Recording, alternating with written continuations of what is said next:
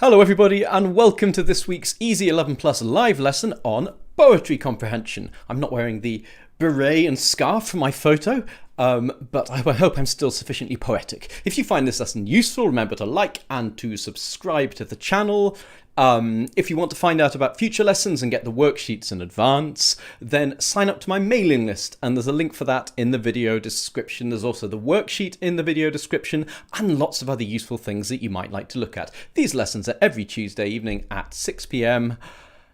And let's get started. So here's the text for today's lesson. I'm not going to read the whole thing aloud because that would be a waste of your time. You've probably already read it. If you haven't read it yet, then I strongly recommend that you pause the video here, take a moment to read the poem, and then carry on as we work on it.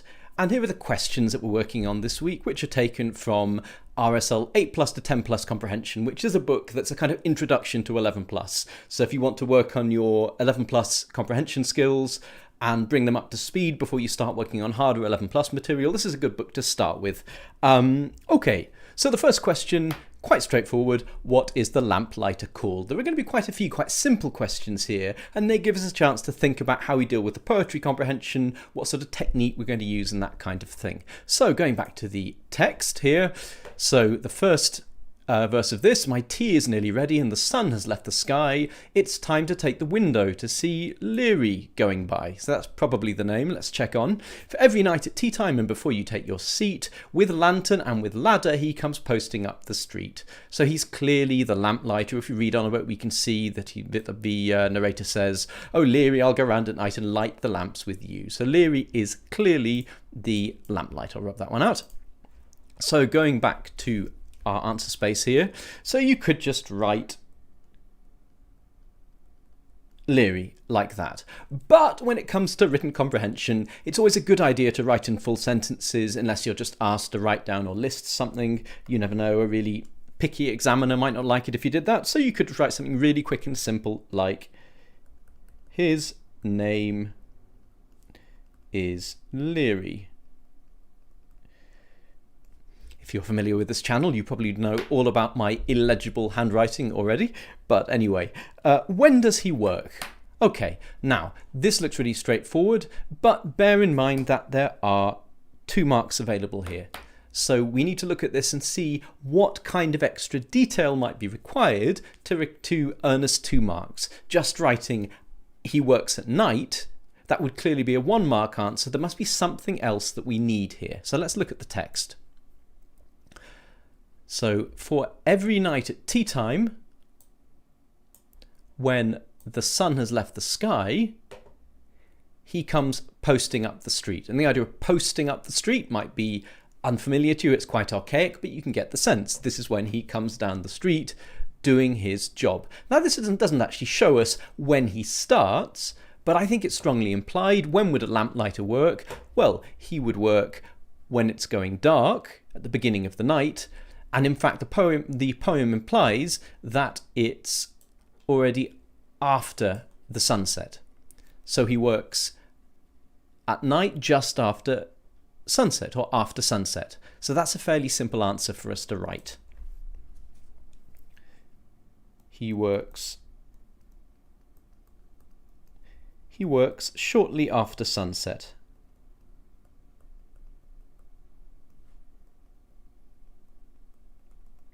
I suppose you could say at night, shortly after sunset, to be clear that you said 2 things, but if it's after sunset, then it is by definition at night, so you're really just repeating yourself. This is fully detailed and will definitely be enough to get the marks, even though it's just 1 simple point. Okay, what have people put? Someone's put around evening. I think that would be a 1 mark answer. It isn't specific enough. It could be around evening, but be before sunset. So you need to find the relevant information in the poem and then pull that out and write as specific an answer as possible based on the information that's given there. Pooja writes in the comments, "I can read your writing, Robert." Thank you so much. Finally somebody who can read my writing. Tony says, "Can you put apostrophes around Leary to quote from the text?" You could do, but it's his name whether or not you put apostrophes or quotation marks around it. If I wrote that, that would also be fine, but it's his name either way. So I don't think it really matters. Good question. Right, fully explain what he has to do and why it needs to be done. When you get a question like this, take a moment to make sure that you fully understood everything that you need to do. So the first thing I want to look at is the number of marks, 2 marks. So anything that's just if it was just something like he lights lamps, that clearly wouldn't be a 2-mark answer. There's no extra detail or understanding there. Fully explain what he has to do and why it needs to be done. And we've got explain and also the word fully, showing that we mustn't miss out anything important here. Now, what you mustn't do is go into the poem, find the relevant bit, and just copy it out, even in your own words, because that isn't explaining. Explaining means finding the relevant information and then conveying the key ideas to your reader so that they understand it and so that you show that you understand it, if that makes sense. Let's go to the text. So, what he has to do and why it needs to be done. So, we know what he does. He lights the lamps. Now, does the poem tell us why it has to be done? So looking through here, the beginning just tells us what he's doing. The second verse is all about the narrator's ambitions. And the third verse tells us what Leary does. He lights the lamp. And then there's a plea to Leary. So there's nothing in here to tell us why. So does that mean that we are stuck? Well, it shouldn't. You need to use your intuition and your common sense. So Anne Siren has written, he needs to light the lamps so people can see after sunset. Well, I think that's a fantastic answer. So I'm just going to copy that one straight down. Well done, Anne. Or if you're Anne's son or daughter, well done to you. So what have we got here? He needs to light the lamp so people can see after sunset.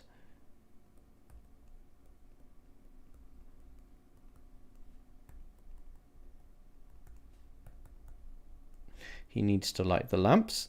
As I start to write a bit more quickly, it becomes harder to read. He needs to light the lamps so that people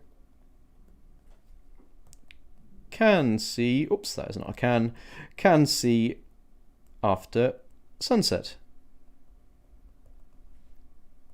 Great, there were lots of other things you could say.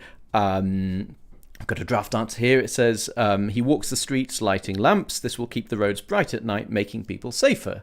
There's a little more detail in there, but frankly, the answer that Anne has provided here has plenty enough detail to get the marks. It's quite simple, really. It isn't difficult to explain what a lamplighter does and to work out why it might be. The thing that's a bit tricky here is that we're dealing with a poem which doesn't just tell us in plain simple language and in normal sentences what's going on. Everything's a little bit twisted and you have to work out what's going on from it. So the questions may be relatively simple, but that doesn't mean that getting them right is quite that easy. That's one of the things that's tricky when you're dealing with poetry comprehension. Where is the narrator, the boy, when he watches the lamplighter? Now, you might say, how do we know that this is a boy? Well, look down here. See a little child and nod to him tonight. So that's how we know that this is a boy. Okay, where is the narrator when he watches the lamplighter? So what have we got here? My tea is nearly ready and the sun's left the sky. It's time to take the window to see Leary going by. Okay, and as we go down here, we are very lucky with a lamp before the door, and Leary stops to light it as he lights so many more. So we know that the narrator is watching through a window. Take the window might be confusing, but you just need to step back and think, what is that likely to mean? What's the sensible explanation? So if you write, he rips out the window, that is very unlikely to be what's happening here. You might do it once, but I doubt your parents would allow you to do it every night. So he must be just sitting looking through the window. Whether it's open or not, we aren't told. So he's looking through the window. We're also given implicitly the information that that the window allows him to see something happening in front of the house door. So it must be at the front of the house. So it's only a 1 mark question here. Let's go back to my laptop screen. So he is looking through a window. Now that's going to be absolutely fine for 1 mark, but may as well write a complete answer. He's looking through a window, well, but probably at the front of the house, but maybe it's a side door that Louis in front of. So actually I'll leave it at that. He is looking through a window. That's absolutely fine. It's a 1 mark question. We don't need to waste any time on it. Right, okay. And now we have got a tricky one here. Oh, let's Ashok's written as a suggestion. The boy is by the window because he wants to see Leary. That would certainly get the mark, but the second part of your answer, because he wants to see Leary, is a waste of your time really, because the question doesn't say and why, it just says where is he? And in fact the question itself says when he watches the lamplighter, so that information is already there. So you don't really have to include that. Orsolio Fodor says, Mr. Lomax, I got into a grammar school using your books and videos. The comprehension was easy. Many congratulations. That's fantastic that you got in. And I'm delighted to have been able to help a bit. So that's really fantastic. And I'm very flattered that you're still here watching this video, even though you've already passed your 11 plus. So yeah, many congratulations. Pakistani British Mum and Kids writes, the boy watches him from the window. Absolutely. Lots of good comments. Okay. Where was I? Yeah, rewrite lines 5 to 6 in your own words. When you see this magic phrase, own words, then we really have to dip into our bag of techniques. And I should say that if you find this question a little bit tricky, that there is actually a video in my channel specifically about answering own words comprehension questions. So I strongly recommend that you find that after this lesson and have a look, and then you'll understand exactly what I'm doing here. Okay, so anyway, lines 5 to 6. So let's highlight that. Let's change my color just so we don't get too mixed up. I've got a lot of red there. Nice green. Okay, now Tom would be a driver and Maria go to sea, and my papa's a banker and as rich as he can be. Okay, so we've got several units of meaning here. Tom would be a driver and Maria go to sea. Now in this phrase there's a verb missing. Maria go to sea, well no, there's a verb go, but it doesn't really make sense. We are still missing some kind of verb. It's taking the would, and the would is actually implied in this gap. Tom would be a driver and Maria would go to sea. But first, it's a bit ugly to repeat things unnecessarily, and second, that would damage the rhythm of this line of poetry. So Tom would be a driver, Maria would go to sea, and my papa's a banker and as rich as he can be. So we've got 4 bits of meaning here. So what we need to do is we need to translate these into our own words. Now, translating things into our own words doesn't mean just going through and changing some words, okay? So Ashok has written, sorry to pick on you, but it's a good example. You've written, Tom will be a driver. That's not really writing in your own words because you've just taken would and changed it to will, and it doesn't actually make it any clearer. It doesn't show your understanding. But then you've written, Maria will be a sailor. That's a lot better because you've changed go to sea into be a sailor so that we understand. Still not completely sure about the will that you've got there. Okay, so what's this about? Tom will be a driver and Maria go to sea, and my papa's a banker and rich as he can be. Is this about what they're going to do? Definitely. Well, let's read on. But I, when I am stronger and can choose what I'm to do, oh, Leary, I'll go round at night and light the lamps with you. This is about ambitions. It's about what people want to do. Okay? So the first bit of information is Tom wants to be a driver. Now we can't really translate that because we don't really know exactly what's meant by this. What are they going to drive? Are they going to drive horses across a field pulling a plough? Are they going to be, from when this is, it's not talking about a motor car. We're too early for that. But it might mean that he wants to drive a horse-drawn, bus, omnibus. We don't know. So we have to keep driver. Tom wants to be a driver and Maria wants to be a sailor, as Ashok said. And my father works in a bank and is very rich. Now that would be okay, but you want to show understanding by changing as many words as you can, as well as rephrasing in your own words. So how about very wealthy? Okay, let's go with that then. So we don't need to take now, that's just sort of introduction word for this. Tom wants to be a driver. Now we've still got be a driver from the original words, but that's okay because by changing would into wants to, we've shown understanding. And if we change be a driver in some way, we're just going to mess with the meaning and make it mean something that it doesn't. Tom wants to be a driver, and Maria, oops, that says Mavra or something. Maria wants to go to, oops, not go to sea. No, we're writing in our own words. Wants to be a sailor. Okay. And we can say my dad if you want. My dad, that's a bit more formal. We're writing for an examiner here. My father. My father works in a bank. I mean, to be honest, is a banker. It's obvious what the meaning is, but I think it's better to say works in a bank just to show that you know what a banker is. Works in a bank, not a bank, a bank, and is very wealthy. Okay, so you've shown understanding of things like as he can be, would be, go to sea, a banker, all these ideas. So the basic principle behind an own words question, and if you go to my video on this, this will be super clear, I talk about it a lot. You imagine that you've got a friend there, and you have to explain this to them in simple words. So if you just kind of repeat it to them, they're not going to understand it any better than they did in the first place. And if you just switch a few words around, likewise, you have to take the ideas and make them really clear without just repeating what's there. Because if you repeat what's there, they say, oh, why did I ask you to explain this? I could have just read it in the first place. It makes things no better for me.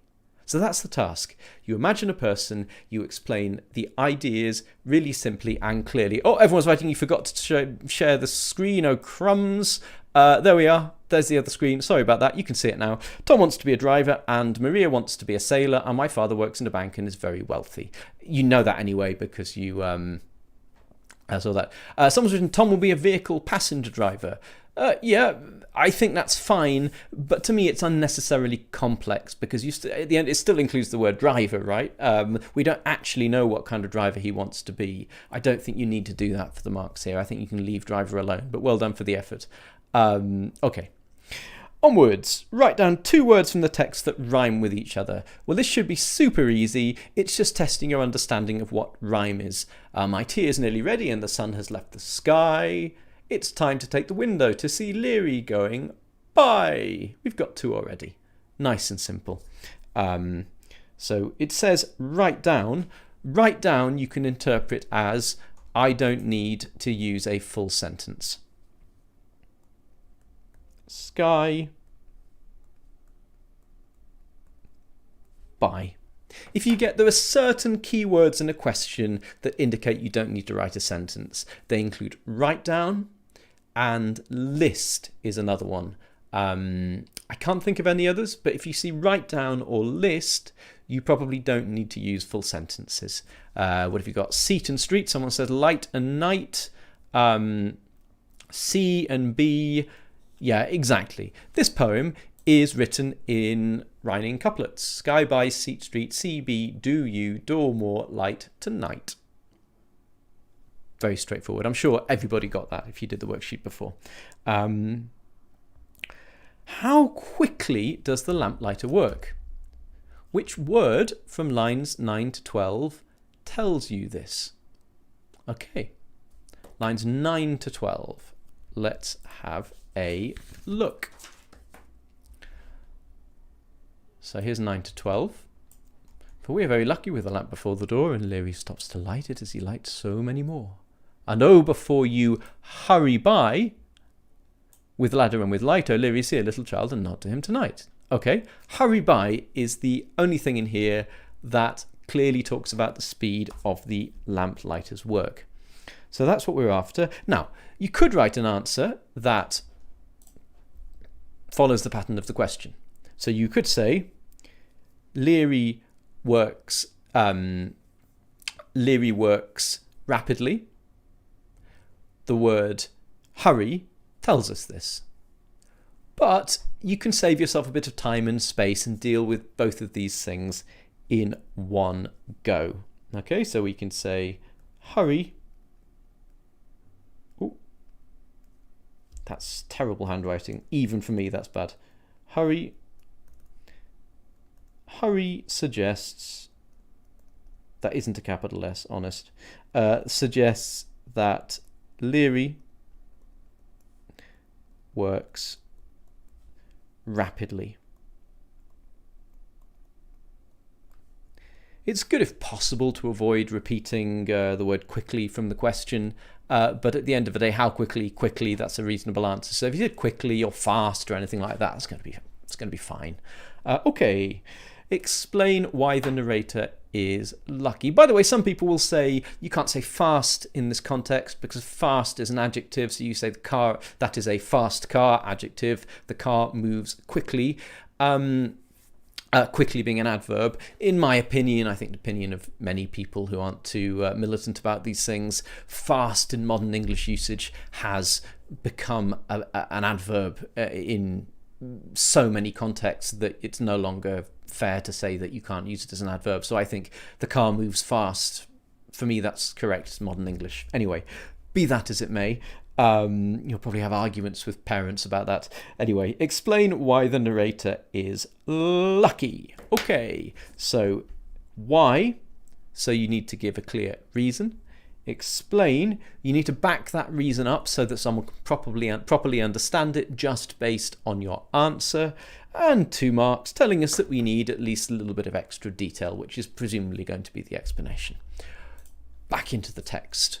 So explain why the narrator is lucky. Let's pick out another colour. What should we go for? Let's go for blue. Right, okay. All these people writing hurry in the comments, it makes me feel I should be speeding up. I probably should. Okay, explain why the narrator is lucky. First of all, we need to find the word for we are very lucky with a lamp before the door. Okay, so it seems to be that they're lucky because they have a lamp before the door. But if you said he is lucky because he has a lamp in front of his door, would that really be a full explanation? Would that really answer it? No, not really. Because then the person can say to you, but why would you be lucky to have a lamp in front of your door? So if your explanation just invites another question, then you probably haven't explained properly. You need to write an explanation so that the imaginary person you're writing for can come back to you and say, oh, okay, that makes sense then. So, we're lucky with a lamp before the door, and Leary stops to light it as he lights so many more. Okay? And we know that the narrator goes to the window to see Leary. And there's a lamp in front of the door, which means that Leary stops to light it. And we know that the narrator would like to be a lamplighter. So all these things together, the narrator's lucky because they have a lamp outside their door, which means that they can watch Leary lighting it. Okay, and that's a full explanation. It really captures all the key ideas here. Look, I remember to change screen this time. So you could write the narrator is lucky because, but to me that's a waste of words. It's still a full sentence if you write this is because there is a lamp by his house door, so he can watch. I bet you've missed my short videos where I just speed past these bits. Where you can watch, so you can watch Leary lighting it. Okay, and you can see very clearly how this is structured for 2 marks. Because there's a lamp by his house door, okay, so clear reason, but then it needs to be explained so we know why he's lucky, so he can watch Leary lighting it. Now, if this was a 3-mark question or something, you might be thinking you need to add something like this is something he looks forward to every day. I think we've explained this plenty enough for 2 marks. Farmer Dudin says, I have my test results in 3 days. Good luck. I really hope it works out, and I hope you'll tell us about it in the comments. Anne Lee, why are you saying my dad's name? I have no idea. Maybe my brain has been hacked. Is your dad Leary or Lucky, or I don't know. Lamp. Does the narrator want to be rich like his father? Explain your answer. So you already know the answer to this from the poem. I'm sure you do. But this is a test of how clearly you can write a simple answer that answers the question and explains it clearly. Because we need an answer. Yes, no, maybe so. And we need an explanation. Right, let's pop into the poem and have a look. So of course we know what's really going on here. The narrator wants to be a lamplighter like Leary, and he doesn't want to be rich like his father. We know that already. Come on, we're intelligent people here. At least you lot are. So my papa's a banker and rich, but when I can choose what I'm to do, I want to light the lamps with Leary. Okay, what can we do with that? So first of all, we need to make sure that we've answered the does. Okay? He does not.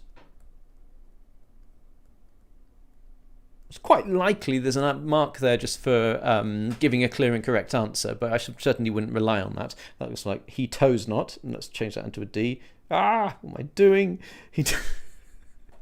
Sorry. He does not. Okay, simple. Now, you could say he does not.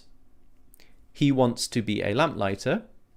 That might get the marks, but let's just add a little more detail just to be absolutely certain that some really fiendish mark scheme or really grumpy examiner isn't going to penalise you. So let's say a little bit about his father just to be sure. So he does not, although his father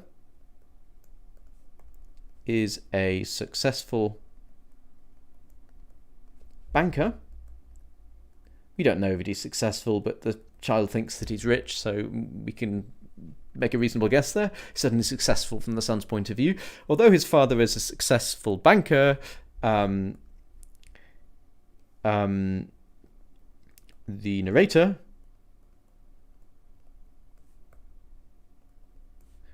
wants to be a lamplighter.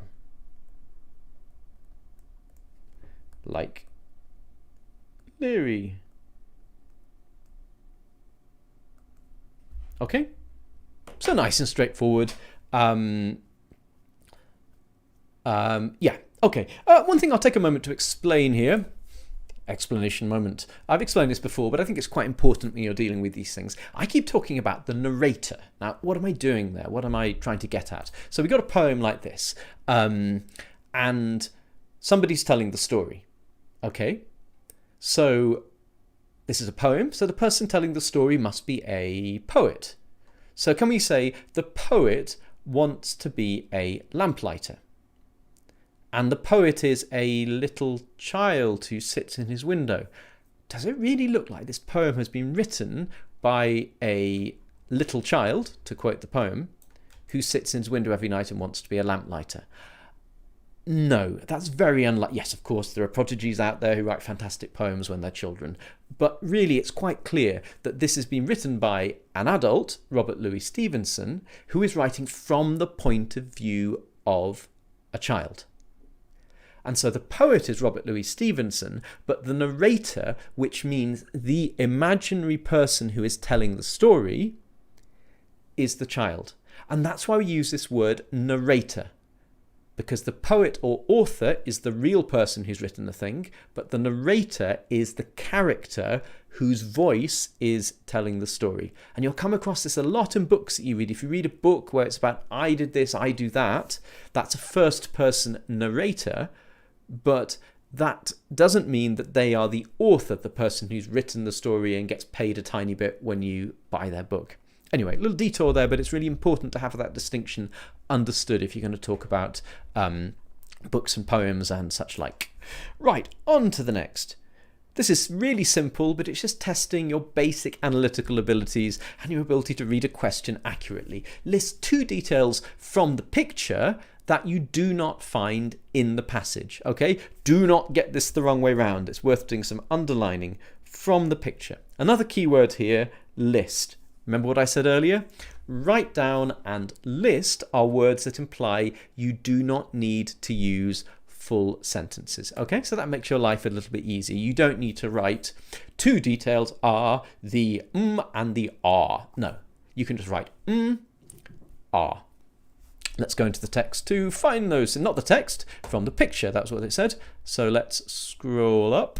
Here we are, here's the picture. 2 details not in the poem. You could pick anything, so I'm not going to spend long on this. I'm going to refer to the trees and the other people in the street. Nice and simple. The trees, the other people in the street. Okay, simple as that. This is a really easy one. Let's just power through it. 2 details from the passage that you do not find in the picture. Okay, let's go back to the passage. So what have we got here?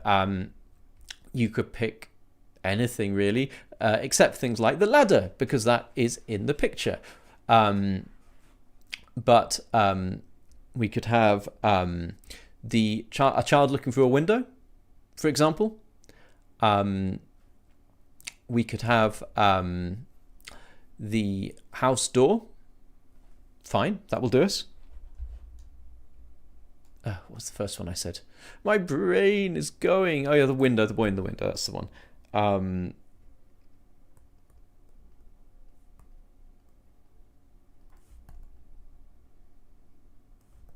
A boy looking through a window. There were windows. You couldn't say a window because there are lots of windows in the picture. A boy looking through the a window. A house door. You could also say something like Maria wanting to be a sailor. I guess it's probably safer just to pick on things like details of things, but strictly speaking, that should be correct as well. Onwards and upwards. By the way, I haven't put full stops after these because they aren't sentences. The trees, there's no verb in that. If you wrote there are trees, that would be a sentence. Then you might put a full stop. I'm not pedantic enough to care. I'm just telling you why. Okay, on to the next. And now we've got the last question here. Okay, so would you have liked to be a lamplighter? Using details from the passage or the picture or both, explain your answer. Okay, so we can look at the passage or the picture or both of them. So you can take evidence from anywhere, but you must use evidence from the sources. Okay, now let's look for other details here. And pay attention to this because this looks like a simple question, and in many ways it is. But if you don't study the question and do exactly what it requires, you'll lose marks pretty easily. So, would you have liked to be a lamplighter? Simple, but do make sure that you give a clear answer. And don't overcomplicate it. Don't write in some circumstances, not in others. You could do that. You could get the marks that way. But why make your life difficult and waste time? Just pick a yes or a no. And it doesn't matter which. This isn't testing. There isn't a right answer here. Using details from the passage, okay, or the picture. So evidence, that means give evidence. But there's one tiny detail here that I think many people would miss, and this is why you need to study questions carefully. Finger of doom. It's this. Why have I circled that? Because it is plural. And so you need more than one detail. If this was a nicer question, it would say, give at least 2 examples. It doesn't. It just gives that little clue. And this is why you need to read the question very, very, very carefully, okay? Because you give one bit of evidence and you will almost certainly lose a mark. But sure, both. Explain your answer, okay? So that means don't just say, I wouldn't want to be a lamplighter because I'd have to work at night. Because then the person you're talking to might say, but why wouldn't you want to work at night? An explanation is when they go, okay, I understand. So you need to say, I wouldn't want to work at night because I would feel tired all the time. And now you've explained it. Okay? We seem to have got part of our answer here. But where's the evidence from the passage or the picture? Well, let's look at the passage. He goes round every night. So if you just quote that one word, you've given evidence. Okay, let's get that point down because it's a nice simple one.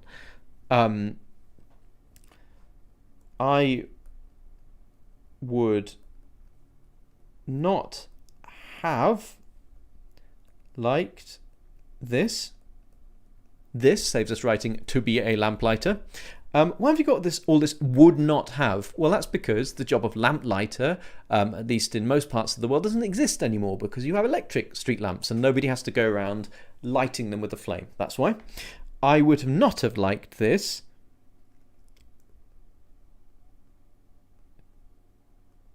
because it would have involved, pay attention to the tenses here, it would have involved working, okay, evidence about to hit us here. Can you see how I'm going to do this yet? Working at night. Okay, so now we've got a bit of evidence. It is as easy as that to give evidence. Okay, so if you're one of these people who makes a statement and then says, my evidence for this is the word night, this is a much better way to do it. Okay, because it would have involved working at night, but we still have to explain which would have made me tired. Okay, and now you've got a really clear example of a point with evidence and an explanation, all very clear in one sentence. The writing might not be clear, but because I'm reading it out to you, the rest hopefully is. Okay, we need another point because we've got 4 marks going here and 1 point is clearly not going to hack it for 4 marks. And also look at all this. If you've got a long question like this and you've used that little of the space, you almost certainly have not done what the examiner wants of you. Okay, so what else can we get from this? So we just want nice simple ideas that are convincing and we can explain. Let's have a quick scan of the picture. Well, look at Leary. Look how he's walking. He's hunched over. What's making him hunched over? Well, he's got that heavy ladder under his arm. I think that looks like the thing that's making him hunch. Okay, I'm really enjoying the debate in the comments about Vivian, a beloved fan, writes, who agrees Robert is better than most people in the world? I think you're going a little far there. I'm glad that my explanations of comprehension technique go down well, but let's not push this too far. Anyway, someone says you must be in a different room. Someone says, Martin very diplomatically says, no one is the best, everyone is the best. I do agree, it would be very hard to find any one person who is the best. I wonder about everyone is the best. That is a philosophically interesting statement. You could argue it, actually, it's not absurd, but there's an interesting debate to be had there. Certainly you shouldn't be having this debate about me, however. I think that goes without saying. Right, okay, it's very amusing, but please don't boost my ego, because then I won't fit in the screen. So we need a second point here. It's the ladder, which weighs him down. How can we refer to this evidence in the picture?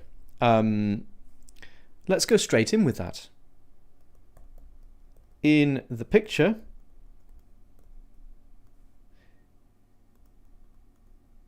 this comma, you can take it or leave it.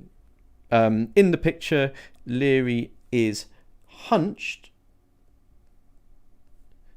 because we don't actually know it's for this reason, but it's a reasonable surmise.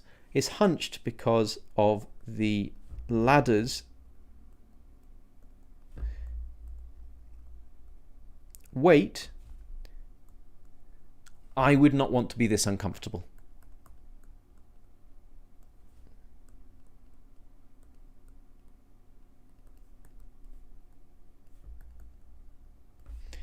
I would not want to be this uncomfortable. Okay. So, yeah. Now this point I've structured a little bit differently. So I've given a bit of evidence from the picture. How do you quote from a picture? You just say what you see as specifically as possible. If you just said in the picture, there's a ladder, is that evidence for why it would be a bad job? Not quite. In the picture, there's a ladder that makes the character look uncomfortable. And now you've but now you've actually explained given a reason for why this would make you not want to be a lamplighter. I'm fascinated by the philosophical discussion going on here on our old point. Martin says, everyone is the best. No one is better than each other. For example, someone is good at archery and someone is good at maths. They are the same. Interesting. But let's say that somebody is good at maths and they got an A in their end of year exam, and that's the thing they're best at, and someone else gets the Olympic gold medal in archery. Are you really arguing that that person's math skills are equivalent to that person's archery skills? But then let's say that that person who's really good at archery goes home and is, really horrible to their dad. Does that then suddenly mean that they aren't a good person? How do we weigh these things up? What does it even mean? I feel we can say at the same time that it's impossible really in any meaningful way to evaluate how good people are, but that doesn't mean that some people aren't actually better than others in some ways. That doesn't mean they're more valuable than other people. That's an entirely different discussion and a very difficult one. But anyway, well done for getting involved in this debate because it's a really interesting one. Okay. Anyway, someone's worrying about the fact that this is deleting people's comments. That probably means that there's probably a setting at the top of your comment stream which you can flick between showing all comments or just showing featured comments, and that should sort it out, unless you've written something unpleasant and it's automatically filtered it. I'm sure you haven't done that. Okay, so reading through this whole answer, I would not have liked this because it would have involved working at night, which would have made me tired. In the picture, Leary is hunched because of the ladder's weight. I would not want to be this uncomfortable. I said you could take or leave that comma. Actually, you can't, looking back at it, because the most orthodox order here would be Leary is hunched in the picture because of the ladder's weight. Then you wouldn't need a comma really, although before because I suppose there's some elegance anyway. But you've taken in the picture and plonked it at the beginning, so to separate out that clause we need the comma. In the picture, Leary is hunched because of the ladder's weight. That's why we need the comma. Blah-de-blah-de-blah. I would not want to be this uncomfortable. By the way, just a little tip, if I'm writing improvisation, let's make this into the tip of the week, because why not? I had something else, but actually this is probably more useful. You get a word like my thing doesn't want to write. Disaster. There we go. A word like uncomfortable. Okay, and uncomfortable. So you just go writing uncomfortable, and you've got really stuck, and you're spelling it wrong. And a lot of people have this trouble. To me, one of the most useful things is a way of reading. When I was reading this aloud as I wrote, I would not want to be this uncomfortable. So I'm actually hearing the syllables as I write. I'm not just thinking uncomfortable, which is how we say it. I'm thinking uncomfortable. So this way of hearing in my head, even saying it aloud, but in an exam hearing it, is really, really useful for getting spellings right. It's also really useful for punctuation. I would not have liked this because it would have involved working at night, which would have made me tired. Now, in an exam, I'm doing that in my head. I'm hearing it all. I would not have liked this because it would involve working at night, which would have made me tired. In the picture, so as I've said that, I'm hearing the short pauses, commas, oops, and I'm also hearing the big pause where I take a big breath and restart, here. And because I'm doing this thing of reading aloud to myself in my mind, I don't miss out on essential punctuation. And so this basic thing of reading aloud, as you write, reading kind of syllabically, I would not want, or Leary is hunched because of the ladders, and here the S, or we need an apostrophe. So that little process as I write gives me the spelling and the correct distribution of syllables. But then rereading the sentence quickly, I would not have liked this because it would have involved working at night, which would have made me tired. Gives me the punctuation. Imagine if I read this without punctuation. I would not have liked this because it would have involved working at night, which would have made me tired. If you sound like a robot, you probably aren't reading the punctuation. So then you imagine you're talking to a person to get the punctuation right. I would not have liked this because it would have involved working at night, which would have made me tired. And now you've got the natural pauses, and then you go in and say, right, this is where I need the commas. Ashok says he's good at archery and maths. Well, who is saying this? Who's debating this point? Oh, I can't remember. Whoever it was arguing the point, you must be the greatest person in the world, if those are the criteria involved.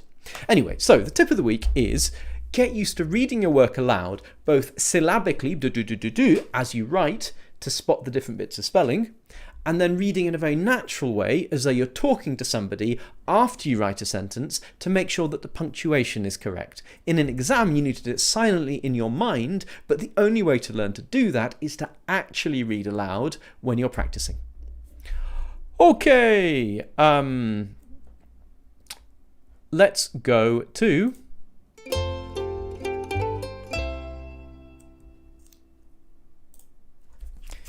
because, of course, we have dealt with this comprehension. And well done to everybody who got the worksheet and did this in advance. And why I'm waiting for your questions to come in, because there's a time delay between me saying these things and you hearing them, and me seeing your comments and getting them back. To detour a second, one thing that many people ask is, how do I get the worksheets for each lesson in advance so I can do the worksheet before the lesson comes along? And there's a really simple way to do it. In the video description, underneath this video, you can find a link where you sign up for, it says free papers and videos, or free 11 plus papers, or something like that. If you go to that page and sign up for those emails, you also get added to my mailing list, which means that I send out the worksheets to you a couple of days before each lesson, so that you've then got time to practice the worksheet before you then do the lesson and see what I do with the same worksheet. So that's the best way to do it. And if you sign up there, you can also unsign up at any time when you get any of my emails. There's a link at the bottom that says unsubscribe. You just click that and then you won't get emails from me anymore, so you're not going to get stuck in getting loads of spam into your email inbox. Right, okay, what questions have we got? Is private school easier than grammar school? I think you mean the 11 plus exams. I presume that's what you mean. There isn't really an answer to that because a really competitive grammar school with hundreds of people applying for a few places, say 1,000 people applying for 100 places, is going to be really, really hard to get into. And some private schools are not that competitive. Some private schools take pretty much anybody who's happy to pay the fees. On the other hand, you've got some private schools, there are loads of them. Like I heard about Latimer Upper School, I think, has over something like 12 or 1,300 applicants for 100 or 150 places. So that's just ridiculous. So that's a really hard private school to get into. And there are some grammar schools that are not quite so hard to get into, that maybe have 200 or 300 applicants for 150 places. So it really depends on the schools. The exam styles can be different. So private schools quite often set written comprehension tasks like this, for example, which some people find harder to do than multiple choice comprehension. And private schools are more likely to set things like story writing or essay writing in an exam, which relatively few grammar schools do. But it depends what you find hard. Grammar schools tend to set a lot of multiple choice in most parts of the country, not all. And if you find that easier, that's great. But to be honest, I think that hard multiple choice questions, where it's really difficult to choose between, say, two of the options, can be some of the hardest tests that there are. So swings and roundabouts. It depends on the school and on what you find harder or easier to do. SM says, what does the word acid mean in this context? The crow nodded acid. I've no idea. That doesn't make any sense to me. It doesn't. That looks like a nonsense sentence, so I'd have to see the context. What kinds of comprehension should we be studying? More than one way to answer that. So you may have seen past papers or sample papers similar to the kind of exams that you're preparing for. So of course there's an argument for saying that you should be focusing on that style of comprehension work. However, my personal feeling, as I've said many times in these videos, is that if you just do the same style of exam endlessly for months, first of all, you'll go completely bonkers. And secondly, you'll just start working like a machine and not really thinking. And thirdly, you just won't learn that much. And 11 Plus is a really good opportunity to learn a lot of very valuable skills. So my own view is that you should be working with lots of different kinds of comprehension so that you're really comfortable with comprehension in general. And then, by all means, in the last few weeks before your exam, focus a bit more on that style. Pooja asks us, can you help with non-verbal reasoning cube nets? Yes, with pleasure. There is a video about it already in this channel. So have a look at my non-verbal reasoning videos, and one of them deals extensively with cube nets. Fajana says, is it maths next week? I haven't decided, but a lot of my short videos in the last few weeks have been for maths. So I won't necessarily do maths for my live. I don't know. I'll decide. I've no idea at this point. What is the best method to plan? I'm going to have to skip that because I don't know what you mean, whether you mean planning comprehension answers, planning stories, planning essays. It's a bit too vague. But I do deal with planning in a lot of my videos on different kinds of writing, how to increase your vocabulary. Have a look at the last question and answer session that I did, the videos on the channel. It's one of the first things I talk about. What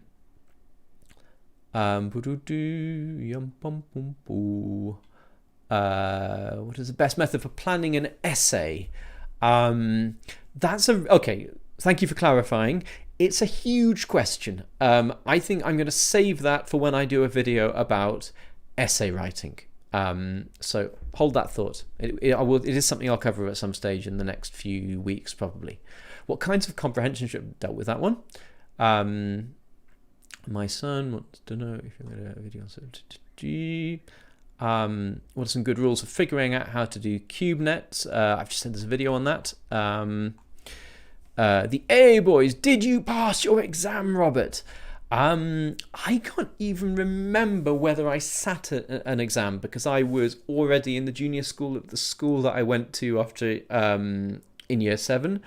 So maybe I did an exam, maybe I didn't. I honestly can't remember. I've done a lot of exams during my life. But yeah.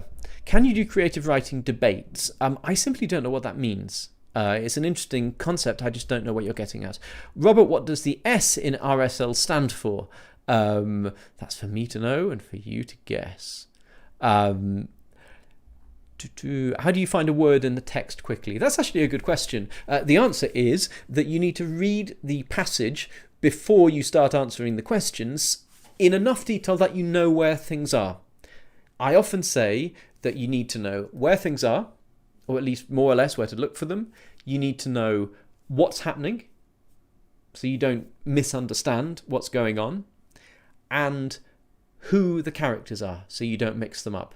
If you've got those main things down when you first read the text, then everything else you can re-explore with each question. But if you don't have those things, you're going to make big mistakes.